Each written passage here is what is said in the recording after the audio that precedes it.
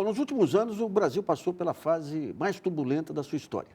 Nós tivemos mudanças estruturais na relação de classes, na inclusão de 40 milhões de pessoas e, ao mesmo tempo, mudanças estruturais nos sistemas políticos, com o advento das novas mídias, com a pulverização dos partidos políticos. E, no meio desse terremoto, a pessoa que foi premiada para administrar essa confusão foi a presidente Dilma Rousseff, que é a nossa entrevistada. Presidente, como é que, para a gente tentar fazer um negócio um pouco cronológico, quando começa o seu governo, o primeiro governo, nós tivemos aí 2 anos com uma visão, dava para entender muito claramente a visão de redução de taxa de juros, uma transição aí dos capitais indo para longo prazo, e, num certo momento, ocorreram problemas internacionais e internos que se nublou. O que aconteceu objetivamente? Olha, o que aconteceu foi que nós viemos, a partir de 2011, de um diagnóstico, Nassif. O diagnóstico era que a crise, ela, mais cedo ou mais tarde, ela chegaria aos países emergentes. Ela começa em 2008, 2009, atinge com força primeiro os Estados Unidos, e no início de 2011 fica claro que o euro está em risco. E começa uma política, que eu diria que era uma política de controle da taxa de câmbio por parte dos países envolvidos para criar condições para eles fazerem um superávit comercial. Nós, diante disso, vemos que eles irão diminuir aceleradamente, verticalmente, a taxa de juro, o custo do capital, do ponto de vista da economia internacional e também o custo do trabalho. Né? Nós, então, optamos para aprofundar uma política anticíclica de combate à crise que tivera já início no final do período, no final do governo Lula, ali por 2009, final de 9, início de 10, Isso. e intensificá-la. Nesse processo, nós buscamos, de forma sistemática, essas duas questões. Reduzir o custo do trabalho e, por isso, nós reduzimos todas as contribuições sobre a folha de pagamento, deu algo em torno de uns 28 bilhões. Mas isso foi na segunda metade, né, do seu governo? Sei, mas você prepara na primeira, né? Mas já estava previsto? Porque não é automático, né? Mas já estava estava previsto isso. A gente faz para segurar o efeito violento da taxa de câmbio sobre a nossa competitividade, que a ponto de que a gente chega a importar quase 35% dos automóveis, nós fazemos toda uma política de conteúdo nacional, que vai contemplar a política, a chamada Inovar Alto, vai contemplar a continuidade dos processos de construção de estaleiros e equipamentos para o pré-sal e também uma política industrial baseada na ampliação, por exemplo, de uma política de competitividade, de desenvolvimento produtivo na área de fármacos. Estou dando um dos exemplos. Isso. Todas essas políticas, junto também com o barateamento, pelas condições internacionais da taxa de juros, né, foi possível reduzir as taxas de juros. Isso. O que nós vemos? Nós vemos uma sistemática crítica a esse processo, que leva e que tem efeito sobre as expectativas. Tanto é que, com o BNDES cobrando taxa de juros no programa de sustentação do investimento de 2,5%, você não consegue recuperar o investimento. Você não consegue recuperar. Mas na época, quando a Selic chegou até nos 7,5%, o que a gente observava em fundos de pensão, em fundos familiares e tudo, todo mundo se preparando para ir para o longo prazo. Ali parecia que o ciclo ia se fechar com aquela enorme poupança de renda fixa aí, indo para a infraestrutura. E, de repente, a Selic volta. Ali que eu acho que foi um divisor. Eu vou te dizer o que eu acho. Eu acho que tem um grau de financiarização na economia brasileira, Isso. em que todos os setores têm interesses na rentabilidade financeira. Sem dúvida. Havia, e acho que isso ficou patente, uma grande resistência à queda da taxa de juros. Sem dúvida. Não era algo trivial, inclusive porque diziam que estava afetando o valor das ações na Bolsa. E que havia, então, uma situação que era bastante adversa para não só aqueles que atuam especificamente no setor financeiro, mas também, você entende, na indústria em geral e no setor serviços. Isso. Agora, se você me perguntar assim, como é que vira, nós percebemos que está virando. Vira no final e vira num momento muito, muito estranho, porque se combina também com as manifestações de junho de 2013, que são estranhíssimas naquele quadro em que você tinha uma taxa de juros caindo, você tinha uma taxa de investimento tentando ser alavancada, você tinha uma redução grande dos impostos.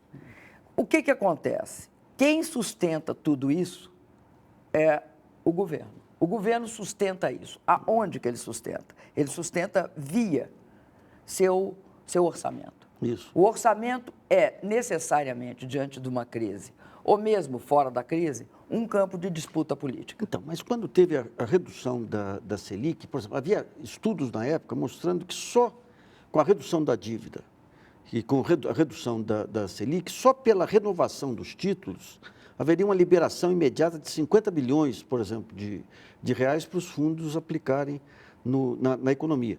E a gente percebia em todo o mercado aquela fase de convencimento deles começarem a apostar no médio prazo. Aquela elevação, porque vocês fizeram várias apostas de queda de Selic que foram muito bem sucedidas, enfrentando as pressões e tudo. Mas, num certo momento, aquele momento que a Selic volta a subir, que eu acho que foi o disparo ali que reverteu as expectativas. Ali que eu não entendi o que foi.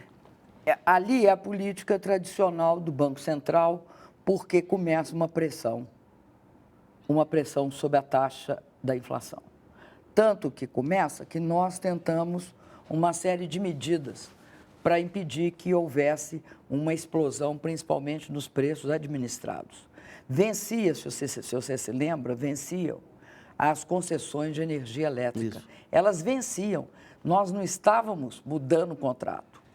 Tratava-se de um vencimento pela segunda vez de concessões que tinham uma duração de 25 a 30 anos. Ou seja, estavam amortizadas, já depreciadas. Já depreciadas, já pagas, etc.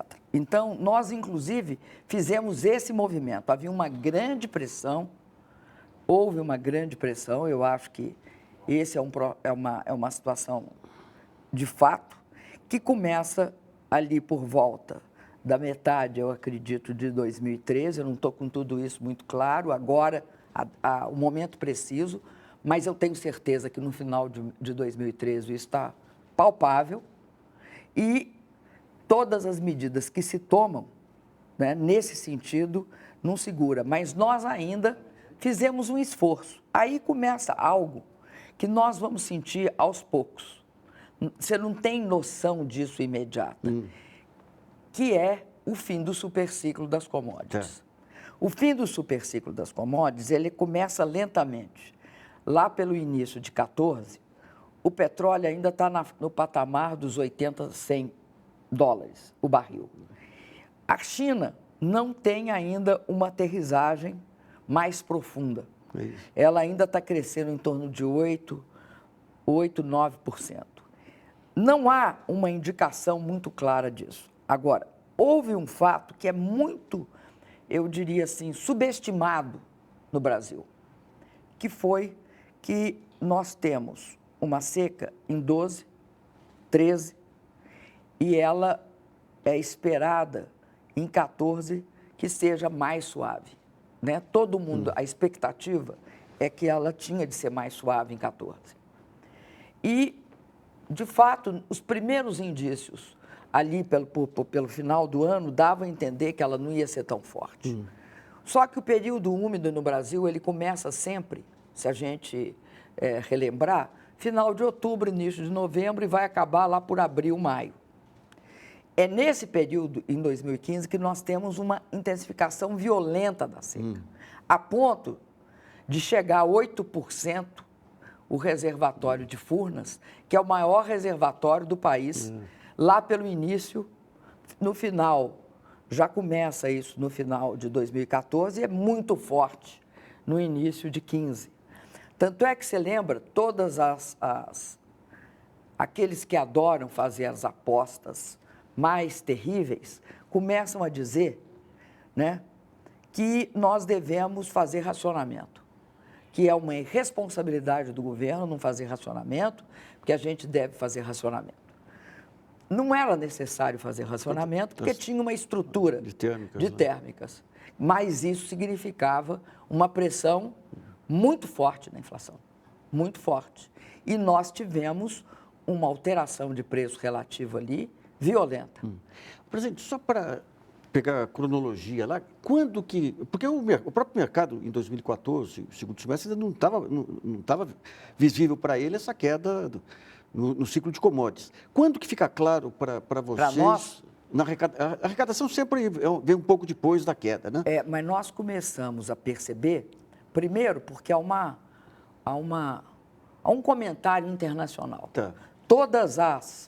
Em todas as reuniões internacionais, você tem essa avaliação que vem por aí uma grande redução no preço do petróleo. Eu lembro, inclusive, que numa reunião dos BRICS, em UFAR, isso eu acho que é abril de 15, né? A avaliação é que chegaria a 30. 30.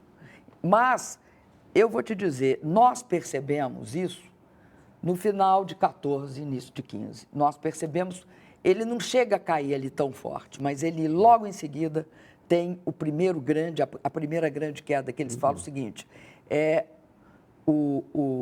que se espera que nesse período não teria, assim, né, o pessoal está voltando das festas de Natal, das festas de fim de ano, mercado, e não teria ainda grandes expectativas. Vamos lembrar que o mercado de petróleo e o mercado de gás natural é uma função também financeira. Muito. Né? Hoje ele está extremamente financiarizado. Ali se começa a perceber que vai afundar.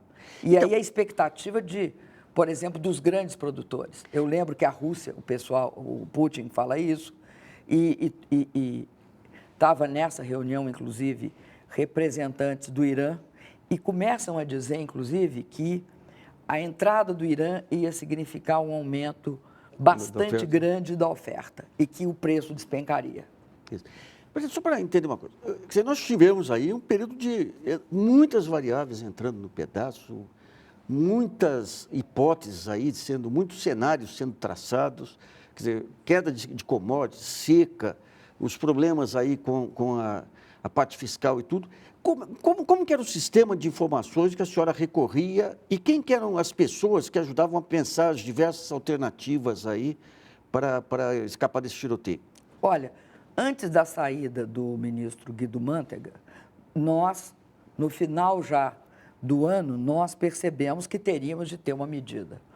O ministro Guido Mantega, por razões pessoais, que infelizmente até hoje ele está vivendo, ele se afastou. Mas até aí era o Guido, sobretudo, e sua equipe, que dava sustentação a essa análise.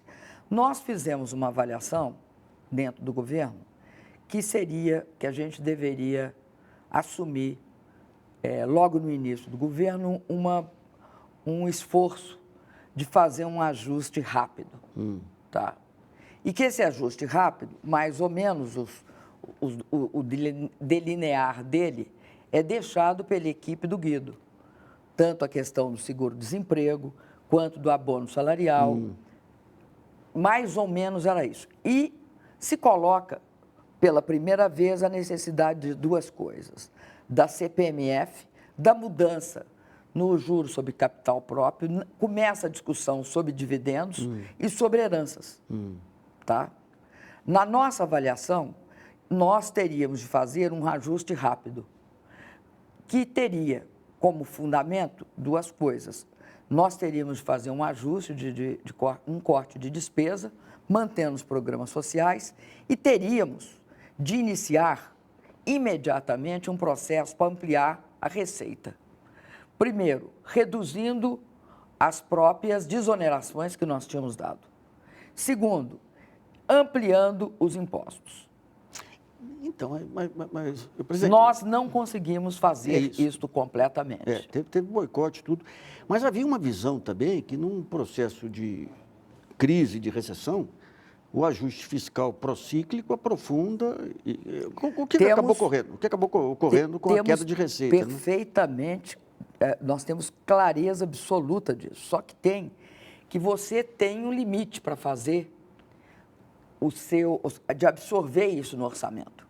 Se você absorve de forma contínua no orçamento um ajuste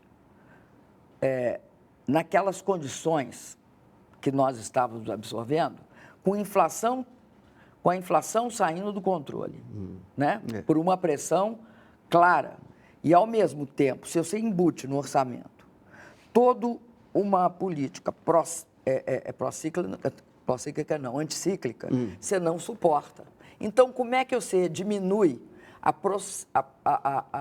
vamos dizer, a prociclidade, né, da política? Você faz o seguinte, você, ao mesmo tempo que você corta despesa e refaz, porque nesse momento de crise fiscal, você pode fazer alguns ajustes. Exemplo, vou te dar um exemplo. O FIES. O FIES, no final de 14, explode, vai para quase 800 mil milhões de reais. Então, era redondinho, por que deu aquela... Não, o problema do FIES é o seguinte, como ele era financiamento, o nível de controle do governo sobre ele estava baixo. Isso. Quem estava controlando o FIES eram as instituições privadas. Era como você deixar a raposa cuidando do galinheiro, não que ou seja, índole malvada da raposa. Não é por isso. É um escorpião, a natureza. É obrigado.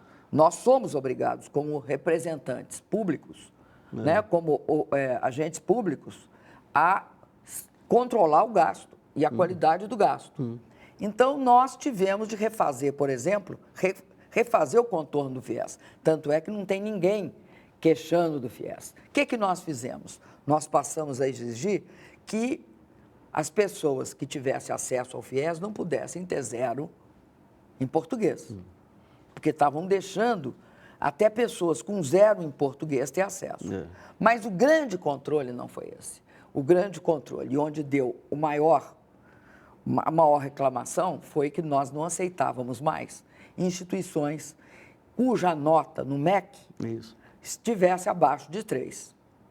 Por quê? Porque você estaria, ao caso contrário, se você aceita as instituições menos avaliadas, aliás, pior avaliadas, você está fazendo um programa em que você, de fato, não leva a uma melhoria do acesso à educação, do ponto de vista qualitativo. Então, nós fizemos isso. Nós sempre, apesar do que falaram recentemente, nós sempre fizemos a mesma coisa com o Bolsa Família. O Bolsa Família nós nunca deixamos de avaliar sistematicamente. Por isso que ele é um programa que internacionalmente é reconhecido. Isso. Agora, presidente, para entender uma coisa, vem as eleições, a senhora recebe um banho de população lá, que houve uma interação muito grande aí com eleitores. Daí, quando termina a eleição, havia sinais nítidos que o terceiro turno ia começar. O que aconteceu naquele período para a falta de ação do governo?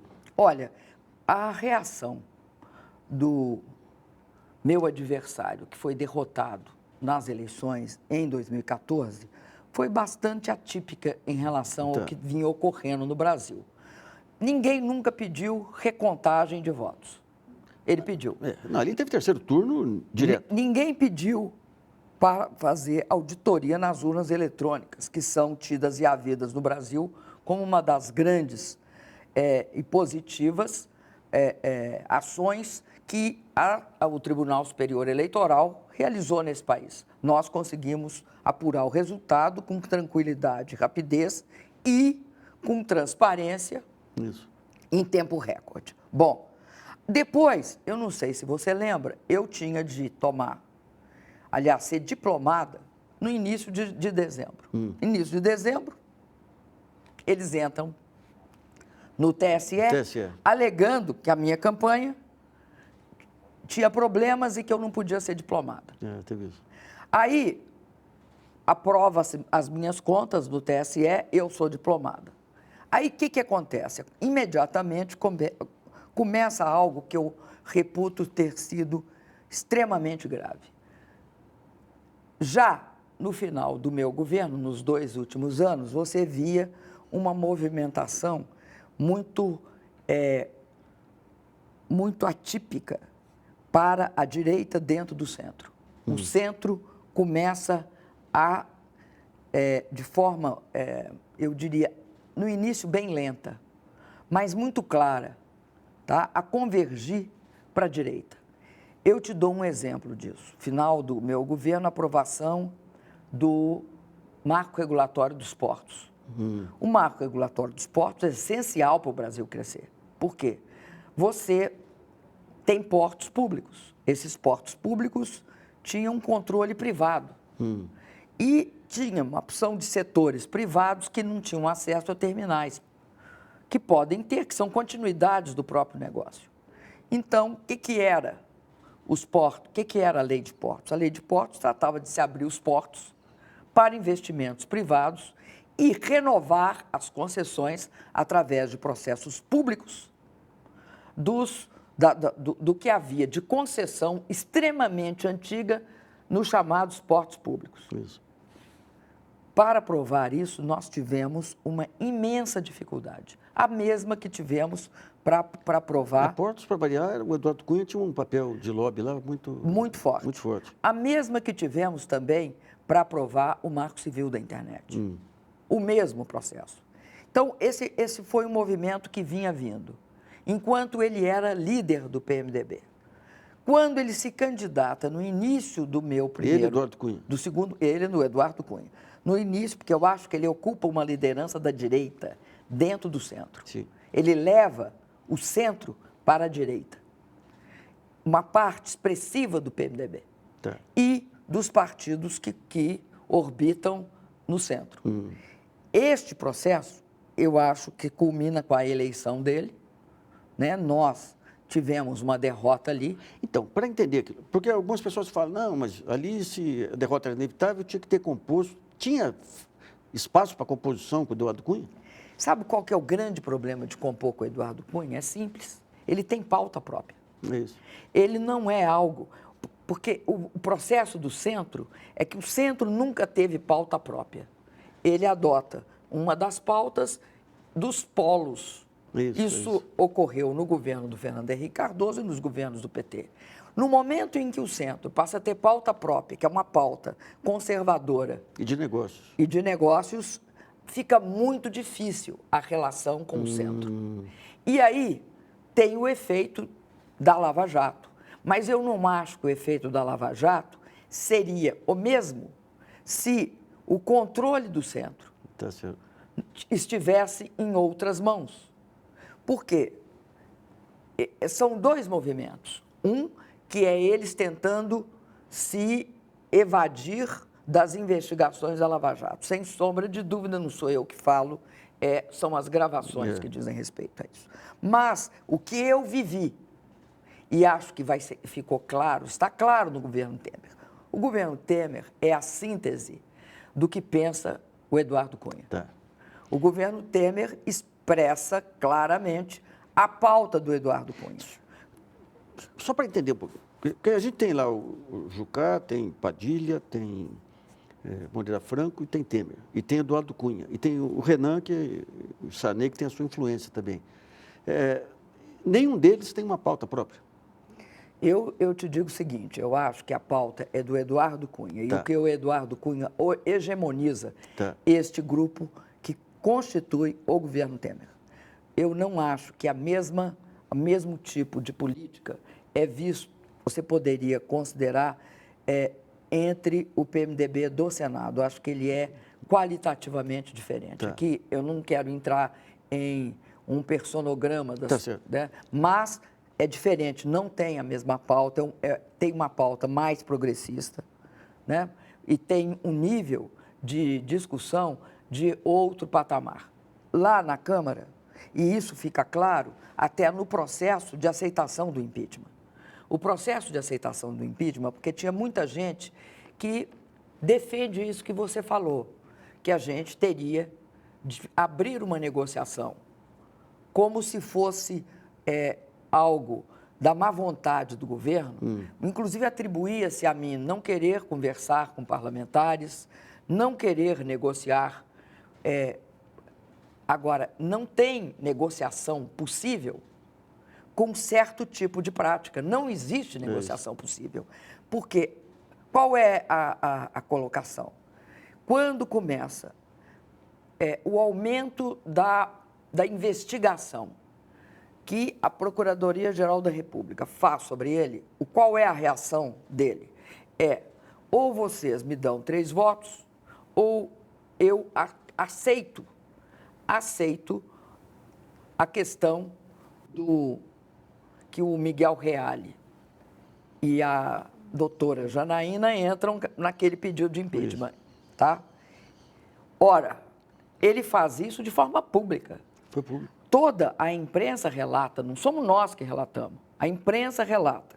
No dia em que não se aceita os 3 votos, o próprio Miguel Reale, ex-ministro da Justiça do senhor Fernando Henrique Cardoso, diz: trata-se de uma chantagem explícita. Obviamente, neste processo, eles estão absolutamente conscientes que não tem base para impeachment nos 6 decretos e no Plano Safra. O Plano Safra chega a ser ridículo. O Plano Safra, sequer eu assinei uma vírgula. Por quê? Porque não é o presidente que executa o Plano Safra. Então, as responsabilidades não são do presidente.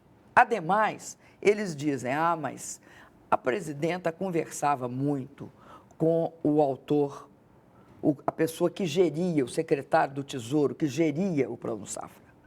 E esse secretário era, segundo eles, o Arno Augustin. Ocorre que, em 2015, o secretário do Planejamento não era o senhor Arno Augustin. Em 2015, o secretário do Planejamento era o atual secretário executivo em exercício do Planejamento, Diogo. Veja bem, o executor do Plano Safra, um dos executores do Plano Safra, é hoje ministro do Planejamento. Então, presidente, num certo momento, a Lava Jato, que a senhora tratou aí como uma operação republicana e tudo, a partir do final do ano, que parecia que estava refluindo a questão do impeachment, teve a reunião do Conselho de Desenvolvimento Econômico e Social, começou a ter diluir as manifestações de rua, daí tem aquele conjunto de operações, inclusive a condução coercitiva de Lula, e começa, pelo menos para quem está de fora, a assumir uma feição política. E como é que a senhora está vendo esse comportamento aí das investigações? E os vazamentos, principalmente? Eu acho que em todas as atividades humanas pode ter excesso. Não existe ninguém acima da lei ou da condição humana de errar e cometer abusos. Acho que nós tivemos alguns processos de vazamento em que, deliberadamente, setores muito importantes da mídia foram cúmplices do uso político seletivo. Mas alguém vazava para eles que... Sim. Essas pessoas que vazavam para ele, nós só podemos suspeitar, né, Nassif? Além de suspeitar, nós não temos hoje mecanismos para dizer foi A, B ou C. Agora, que só pode vazar da onde está a informação, é óbvio. Eu acho que isso é grave, isso é muito complicado. Por quê? Porque eu acho, Nassif, que eu creio que esse processo de golpe em que se usa a Constituição parcialmente, a Constituição prevê o impeachment, mas ela prevê que tem de ter crime para que haja um impeachment. Não é possível dar um jeitinho e forçar um pouquinho, tornar esse artigo elástico e qualificar como crime aquilo que não é crime, né? Os presidentes que me antecederam fizeram mais decretos do que eu, né? O senhor Fernando Henrique fez entre 23 e 30 decretos do mesmo tipo. Nós cumprimos todos os requisitos legais. É muito difícil discutir esses 6 decretos e o Plano Safra. É muito difícil. Bom, mas eu não acho que é esse o principal problema. Não é só o meu mandato, é as consequências que tem sobre a democracia brasileira tirar o mandato. Isso não afeta só a presidência da República, afeta todos os poderes e todos os níveis A ordem jurídica vai para o intermediários. vinagre. A ordem jurídica vai para o vinagre, como você disse. Mas eu acredito que isso implica numa questão. Eu acho que a questão democrática, a partir daí, ela passa a ser central. A questão democrática, o que é a questão democrática no presidencialismo? É o voto direto e secreto. Não só os meus 54 milhões, mas os votos futuros também. Isso. Né? A escolha do presidente e a escolha do programa que o presidente vai executar. Daqui para frente, nós temos de pensar que estamos diante de um grande problema. Qual é o problema? Eu tenho, não só eu reivindico voltar porque eu não cometi crime, mas eu acredito também que temos de discutir os momentos seguintes. Como é que fica a questão? Porque tem uma pauta aí muito estranha, que vem com semiparlamentarismo, ou com que esperemos 2017 façamos uma eleição indireta. Tudo isso coloca em questão uma grande conquista, que foi a democracia no Brasil. Presidente. E aí eu queria falar sobre presidencialismo. Eu vou defender o presidencialismo para o futuro, não é só o meu mandato. No próximo bloco, nós vamos discutir os impactos do golpe no presidencialismo brasileiro e a política externa brasileira do presidente interino.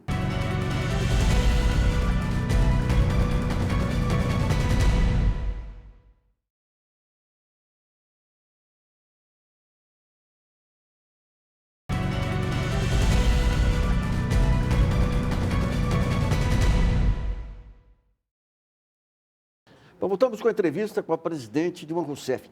No bloco anterior, nós terminamos com a questão do presidencialismo, que eu queria retomar, presidente. Vou pegar esse episódio dentro da história do país, como que a senhora situaria?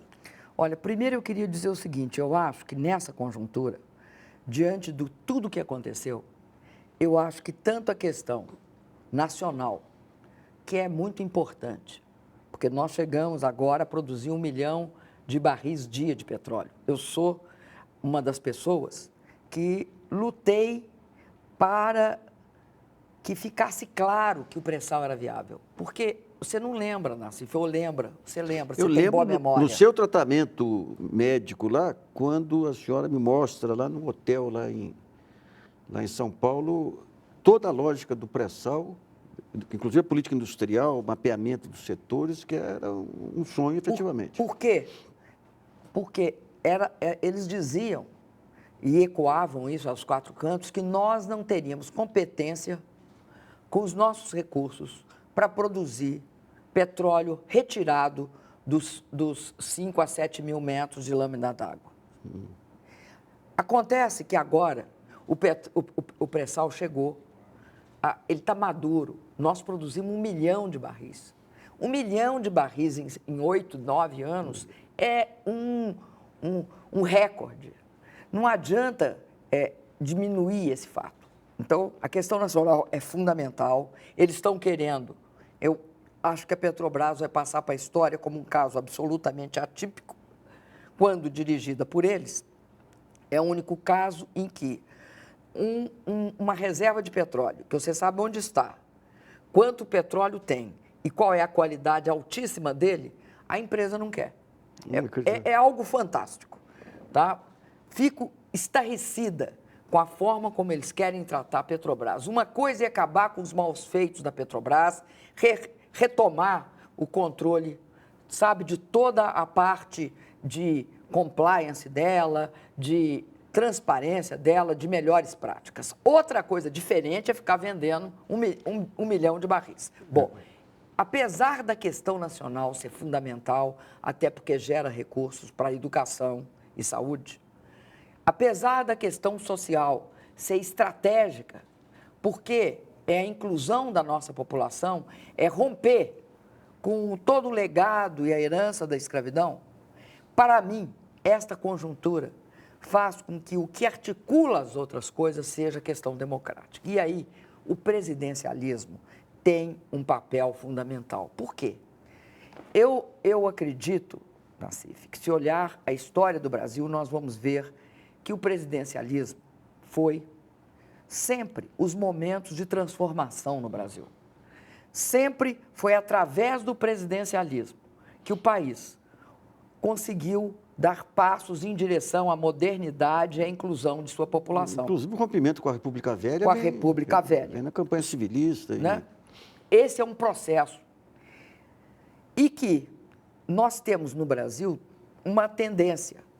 Sempre você tem governos de executivo mais avançados que a representação parlamentar, que é filtrada por interesses econômicos, por oligarquias regionais e por um conjunto de práticas que fragmenta a questão política. Então, é o seguinte, primeiro, eu acho gravíssimo que os golpistas comecem a falar em semi-parlamentarismo. Acho gravíssimo. Se o presidencialismo, que eles chamam de coalizão, ficou instável porque o centro foi para a direita e porque as práticas desse centro que foi para a direita são extremamente questionáveis, nós não temos de acabar com o presidencialismo. Nós temos de criar as condições e criar as condições pela reforma política para que isso não ocorra. E eu acho que, em qualquer hipótese, a consulta popular é o único meio de lavar e enxaguar essa lambança que está sendo o governo Temer. O presidente, quando a gente pega o presidencialismo, os Estados Unidos, o presidente ele tem um conjunto de poderes, ele tem que estabelecer um conjunto de alianças também. Ele tem ascendência sobre o Ministério Público, que é parte do poder, então tem que colaborar com, não é fechar os olhos para mal feitos, mas tem que colaborar com a estabilidade. Ele tem os controles, as negociações, as indicações políticas para a Suprema Corte também. Aqui no Brasil, no período do PT, especialmente no seu período, não houve muita desatenção em relação a essa superestrutura de poder que acabou fragilizando o governo aí com ações de todos os lados aí. O que aconteceu para ter essa... Eu vou te dizer uma coisa. Você começou falando dos Estados Unidos, né? Até a eleição do metade do mandato, do segundo mandato do Obama, a situação dele estava muito difícil. Tá. Ele tinha a mesma situação que nós temos de imensa dificuldade de controlar o parlamento, né, o Congresso dele. Tanto é assim que o Tea Party se adonou do Partido Republicano e ele perdeu, inclusive, as condições de negociação. O que ele faz do segundo, da metade do mandato para frente? E numa situação pior, porque ele perde aí o controle do Senado e da Câmara. Como é uma democracia estável, num determinado momento ele fez o shutdown, ele fechou a porta do governo e ficou esperando eles resolverem como é que fazia estabelecer uma negociação. Estabelecer uma negociação mínima. Mas nada que ele mandava para o Congresso era aprovado. E continuou sendo assim. Tanto é que não aprovaram até hoje, nem tampouco a negociação com Cuba, nem o Irã. Mas não derrubaram o presidente. Eu sei, mas lá é estável. É isso. Lá tem uma estabilidade que é dada pelo conjunto das demais instituições. É inadmissível nos Estados Unidos que se filme um julgamento do Supremo Tribunal. Isso. É inadmissível nos Estados Unidos que, quando você faz uma política para descobrir malfeitos, você não destrói empresas. E nem governos. Não, tanto é, eu me lembro de uma capa, não sei se você lembra, que eu acho que ela é muito exemplar, da The Economist, que mostrava a The Economist denunciando que nos Estados Unidos estavam quebrando os bancos, porque as multas decorrentes de todas as práticas indevidas que eles fizeram em 2009, 2008, 2009, toda a bolha, toda a lambança da bolha, que é 10 mil vezes maior que o que aconteceu com a Petrobras, foi paga e regiamente paga. Multas que o Departamento de Justiça cobra dos bancos. Investigam, punem, tiram e não quebram. É isso. Esta é o princípio que eu acho que tem de ser aplicado no Brasil. Investiga, pune e cobra multa. Mas não quebra a empresa, não demite as pessoas. Tá, essa informação da Odebrecht ter demitido 50 mil pessoas. Eu vi isso. Mas não tinha uma interlocução dos poderes, uma interlocução com a Procuradoria, com o próprio Supremo, para mostrar algo que demonstrável, né? Eu vou recorrer a um clima muito ruim que foi criado no Brasil, chamado a escandalização. A escandalização dos processos políticos e de investigação. Não se pode. Se você vai fazer política com uma coisa dessas, não vai dar certo. Porque não se pode fazer isto. Não se pode utilizar a arma da investigação seletivamente como arma política. E é o que fizeram. Porque isso aí nem... Se fizesse nos Estados Unidos, do mundo, o governo não seguraria. Não existe como. Porque fica uma coisa muito dirigida. Então, o que eu acredito, eu acho que no Brasil tem de interromper esse ciclo de corrupção. Sabe por quê? Porque isso é fundamental para o país em termos de modernizar. O quê? O controle privado do Estado. O que é corrupção, Nassif? O que é grave na corrupção? É o controle privado que se faz sobre as verbas do Estado. Por que é que uma pessoa vai ganhar milhões e milhões com uma ação do Estado? Eu acho que não se pode fazer a escandalização de investigações sobre crimes de corrupção. O que eu acho que tem de fazer é doar quem doer, apurar, condenar e, quando se tratar de empresas, cobrar uma multa. O que é absolutamente fundamental, porque aquela história que onde dói mais é no bolso. Acho que nisso os norte-americanos têm, assim, uma percepção, uma sensibilidade anglo-saxônica, que eu acho extremamente importante. Agora, eu quero te dizer uma coisa. Eu acho que, inclusive, há uma hipocrisia imensa em relação a essa questão das investigações. Eu falo isso porque eu tenho absoluta certeza que com manipulação ou sem manipulação. Mas com manipulação, eles podem tentar manipular agora. Essa história, por exemplo, do meu cabeleireiro é um escândalo. É um escândalo. Sabe por quê? Deixa eu te contar uma coisa. Eu tive, em 2009, um câncer, né? Passei o ano de 2009 inteiro tratando. Uma das coisas mais desagradáveis que acontece... Cai cabelo. Cai cabelo. Não é que cai. Você faz assim, cai tudo no chão ali atrás. E aí, o que eu fiz? Chamei a minha cabeleireira, que é a minha até hoje, que é a Isaura, e ela passou uma máquina zero e eu fiquei careca, né? E aí eu usava uma peruca, do que eu me arrependo, porque a peruca abafa o cabelo quando ele nasce, eu não sei. Tá. Não sei se é só por isso, mas eu acho que é principalmente pela químio, tá? Quando o meu cabelo volta a nascer, eram tufos. Tufos, assim, tinha aqui, outra, tinha ali. Mulher não pode ter cabelo assim, viu, Nassif? Vocês podem ter cabelo de qualquer jeito. Ou não ter cabelo também. Vocês podem não ter cabelo, nós não. Nós temos de ter cabelo, ele tem de estar arranjado. Então, quando eu fui fazer a minha campanha, tá, a empresa de produção contratou o Camura, que olhava para o meu cabelo e tinha muita dó de mim. Tá? O que ele fez? Você lembra que eu fiquei com o cabelo curtinho? Lembro. Para disfarçar. Então, ele passou a tratar do meu cabelo. E nesse processo, ele foi, no início, mais ou menos bem sucedido. A gente enjambrava lá. Mas aí foi melhorando. Mas eu tenho uma cabeleireira que eu pago e o Camura eu passei a pagar. Às vezes ele vem aqui de 1 mês e meio, 2 meses e meio para fazer esse tratamento. E eu acostumei com ele. Então ele faz isso umas 6 vezes por ano. Mas eu tenho uma moça que penteou o cabelo hoje, que é daqui, que chama Isaura e que também é japonesa. Pois bem, inventam uma história fantástica, que está na nuvem, que... O e-mail está na nuvem, né?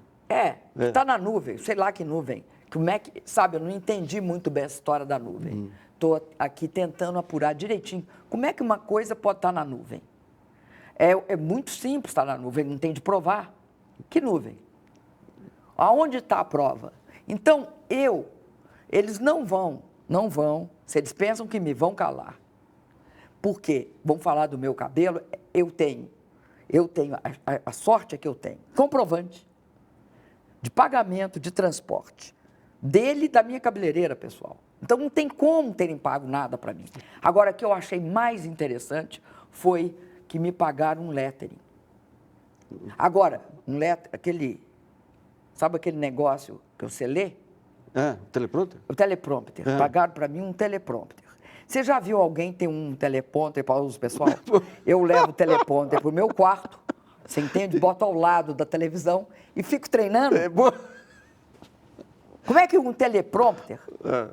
Como é que eu ia... Para que eu quero um teleprompter? É para controlar a solidão do poder. Daí você conversa com o teleprompter lá. Bato um papo com o teleprompter. Não, essa eu achei assim tão fantástica que eu li 3 vezes para ver se de fato o teleprompter era algo de uso pessoal. Entendeu? Fantástico. Presidente, tem um dos pontos centrais que tem sido colocado aí por muita gente é o seguinte: o que dificulta a queda do impeachment é não saber o que vai ser o dia seguinte. Suponhamos, então, que o impeachment caia no Senado. Como que seria o dia seguinte? Eu acho que nós teremos no dia seguinte, de primeiro, porque tem um problema, né, Nassif? Rompeu-se um pacto. Um pacto que vinha desde a Constituição de 88 foi rompido. Você tem de remontar esse pacto. Eu não acredito que se remontará esse pacto dentro de gabinete. Então, você terá de ter um processo em que a população vai ter, querendo ou não, de ser consultada. Né? Eu acredito nisso. Acho que é impossível se refazer um pacto rompido na proporção que foi.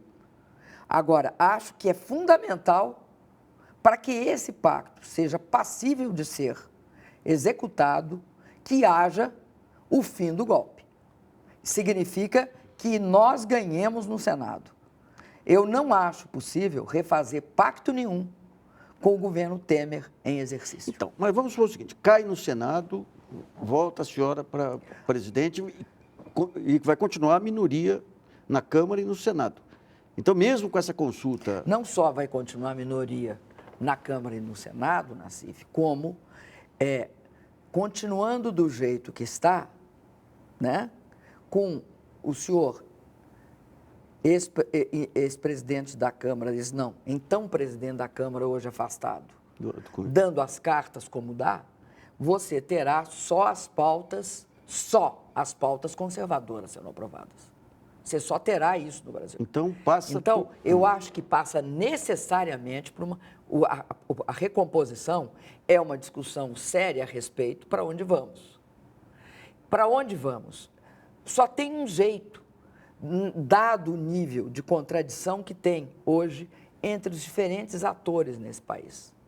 É que se recorra à população para ela dizer... É o plebiscito? Eu acho que pode ser um plebiscito, de alguma forma. Mas plebiscito... Eu não vou aqui dizer para você, assim, dar o menu total. Mas eu acho que essa é uma coisa que está sendo muito discutida. Vamos pegar o meio empresarial, onde há muita resistência lá. De que maneira reconquistar a confiança do meio empresarial? Que está sendo, apoiou o Temer, está perdendo os financiamentos do BNDES, está perdendo perspectiva de política industrial, mas continua refratário, digamos, ao seu governo. Como fazer? Olha, eu acho que progressivamente nós temos de nos aproximar do meio empresarial e fazer uma discussão a respeito da situação efetiva, porque isso não vai beneficiar ninguém. Claro. Você não recupera o país. Nessas condições que nós estamos, com esse governo que nós temos, esse governo provisório e interino, nós não recuperamos confiança de ninguém. Como é que você acha que alguém vai acreditar que os contratos serão mantidos se o maior contrato do país, que é a eleição, foi julgada na rua? Mas, por exemplo, vamos pegar... Porque tem todos esses factores que foram criados e tem algumas críticas ao estilo de gestão, e principalmente a questão da centralização.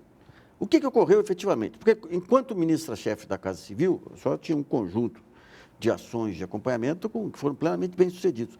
Quando se pega a complexidade de um governo com tantas frentes, tantos ministérios, tantas relações sociais aí envolvidas, não houve uma centralização excessiva?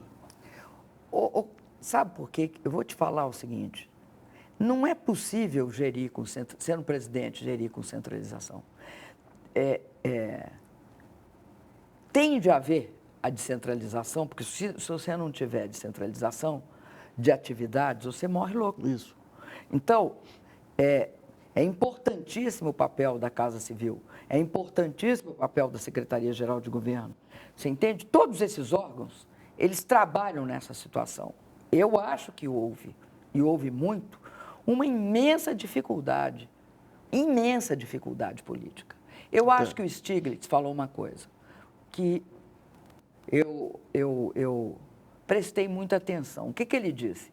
Ele disse o seguinte, a crise econômica era favas contadas, que ia chegar no Brasil, vocês não podem querer ficar à margem de um processo que atingiu o mundo.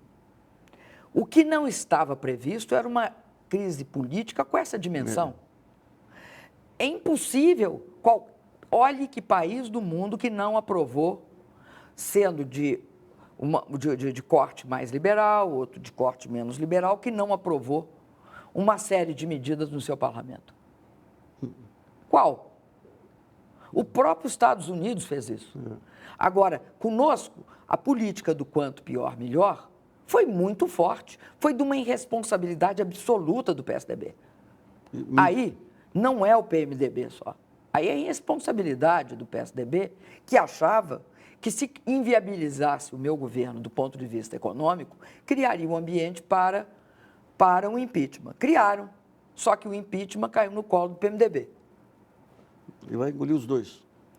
Sistematicamente e geralmente, isso ocorre. Engole e janta, né? Qual que é... Porque no seu governo, lá, em vários momentos, teve acenos aí simpáticos aí ao ex-presidente Fernando Henrique Cardoso. Como é que vê o papel dele? Ele tem um papel proativo, tem um papel mais em jornais, mas como é que a senhora vê ele como um ex-presidente? Porque quando teve a crise do mensalão, por exemplo... Olha, eu acho que no Brasil nós tínhamos de ter um pouco das práticas que existem nos Estados Unidos. Que um presidente jamais falará do presidente em exercício. Jamais fala. Você não tem hipótese disso. Tá? O Clinton não fala do Bush. São opostos. Acabou a eleição, eu quero ver agora, com esse nível de polaridade entre a Hillary e o Trump. Mas, até então, inclusive baseado em acordos que decorrem da própria guerra deles, da guerra interna deles, não da independência. Toda a articulação é que um presidente ajuda, o presidente que está fora ajuda o que está dentro. É isso. Quando teve o mensalão, eu lembro claramente que a manifestação do Sarney, do Collor e do Itamar, com conselhos aí sobre como evitar um incêndio, E no caso do Fernando Henrique, não teve essa mesma O que eu posição. acho fantástico é a defesa do impeachment. Eu acho extremamente absurda, sabe por quê? Porque no Brasil, a regra tem sido o golpe. Se você olhar o Brasil, Isso. a regra tem sido o golpe. E todo mundo que chegou à presidência sofreu o processo de impeachment. Eu acredito, inclusive, para o futuro, vão ter, acho que a partir do meu caso, vão ter de mudar a legislação de 1950, porque não é possível isso que está acontecendo no Brasil. Um governo provisório, interino, que muda toda a estrutura, não tem nenhuma legitimidade para fazer essa mudança, muda de políticas mais básicas, extingue ministérios, toma atitudes como se tivesse sido eleito pelo voto popular e, ao mesmo tempo, convive na mesma rua o presidente legitimamente eleito e o ilegítimo presidente provisório. É uma esculhambação. Não é possível isso num país que é a 7ª economia do mundo. Isso não é possível. E eu não estou dizendo o meu caso, porque o meu caso já foi. Está em pleno curso. Estou dizendo que daqui para frente, uma das coisas que tem de ser olhada com muito cuidado é que não se pode deixar que haja essa atratividade para o golpe. Todo mundo que não tem capacidade de se eleger, porque não tem voto suficiente, seu programa não resiste a uma eleição, não pode achar que a saída é impedimento do presidente em exercício. Só uma instituição que é pouquíssimo falada, eu confesso que eu nem sei qual é. O Conselho da República, que deveria ser convocado em situações críticas aí, ele teve algum dia alguma valia? Que eu saiba, ele nunca foi convocado. Agora, ele também teria de ter uma certa modernidade. Talvez se nós tivéssemos incorporado ele na institucionalidade, seria mais difícil esse processo de golpe. Isso. Né? Se é isso que você está dizendo. Nisso você tem razão. A gente teria tido já um respaldo para que não acontecesse isso. Presidente, qual é a sua opinião sobre o que está ocorrendo hoje no Ministério das Relações Exteriores aí com o chanceler José Serra? Olha, eu acho que está havendo algo bastante preocupante, viu, Nassif? Por quê? Primeiro, o grande ganho do Brasil foi ter uma política afirmativa em relação à política externa. Acho que essa visão, se entende, essa visão. Aliás, eu fui objeto dela durante todo esse período eleitoral de 2014, que era: vocês fizeram o Porto de Mariel. Que escândalo! Ajudaram os cubanos. Aí, para tristeza de uns e outros, o Obama vai lá e refaz toda a relação com Cuba. Qual é a força do Brasil? A força do Brasil, que foi um produto, eu acho, importante do governo Lula, do ministro Celso Amorim, do Patriota, do Figueiredo e do nosso querido Vieira, foi que nós fomos capazes de refazer as nossas relações com a América Latina e com o Caribe. Nós fomos capazes de construir uma relação com a África e dar à África a importância que a África tem. E vai ter cada vez não mais. É só uma questão comercial. A questão comercial também nós conseguimos muita coisa. Mas a África terá cada vez mais importância. Não perceber isso, ter uma visão de fechar a embaixada, é ter uma visão absolutamente minúscula da política externa. Agora, gravíssimo é tentar criar qualquer tipo de viés ideológico em relação aos BRICS.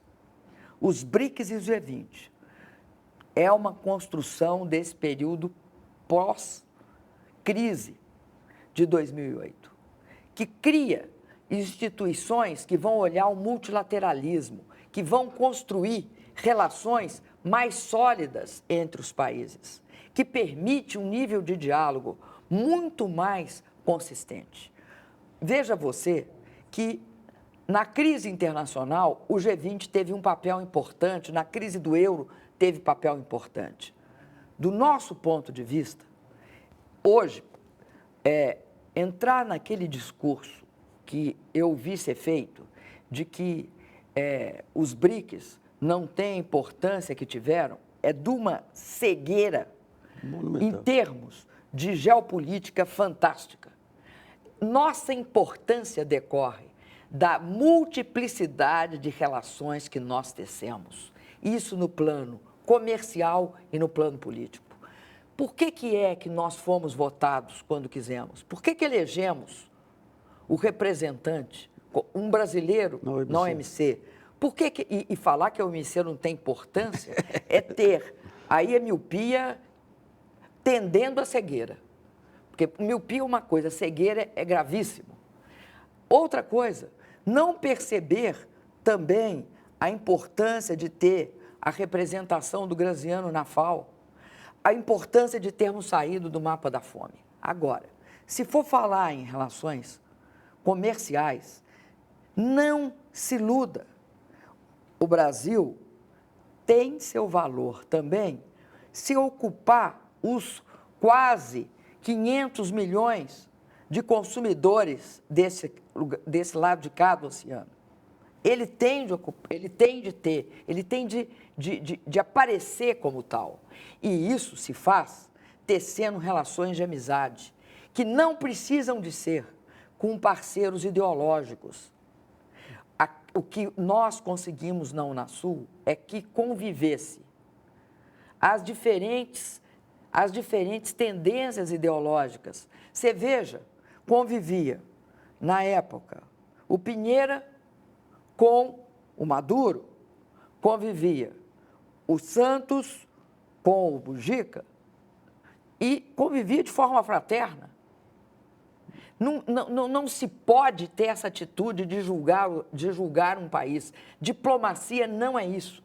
E diplomacia é, sim, relações econômicas. Como é que nós conseguimos abrir a Rússia, a China, os Estados Unidos para a carne brasileira?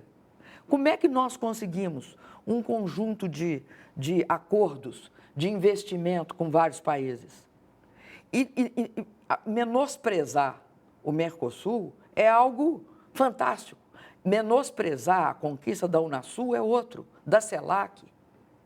Ninguém respeita quem não é respeitado pelos seus vizinhos e ninguém respeita quem não percebe que seu papel não pode ser ad referendo a ninguém. Nós temos e tivemos ótimas relações com os Estados Unidos. Eu sei o que é NSA. A NSA, eu sei o que é. Pô, sabe bem. Ela sabe mais da senhora. Eu sei o que é, eles sabem. E não é só eu que sei, a Merkel sabe. Todo mundo que foi espionado sabe o que é. O que lê jornal também. Né? Que lê jornal, que tem uma pequena informação a respeito do mundo. Além disso, eu te digo uma coisa, Nassif, eu acho que se cria relações respeitosas quando você tem uma ação diplomática, extremamente respeitosa. Não dá para sair por aí xingando a OCDE. Nós divergimos da OCDE em vários momentos, em relação, por exemplo, ao PISA, que é o exame de educação e a nossa classificação. Mas tivemos uma relação respeitosa, fomos lá, debatemos, avaliamos. Se a pessoa discordar, ela tem de fazer isso e não xingar. Claro, claro. Né? Então, e daí você tem esse lamentável episódio de falar para os diplomatas o que eles têm de falar contra o golpe. Vamos levar a vaia, vamos ser vaiados no mundo. Bom, chegamos ao final aí dessa entrevista. Agradeço muito a presidente. Uma boa noite.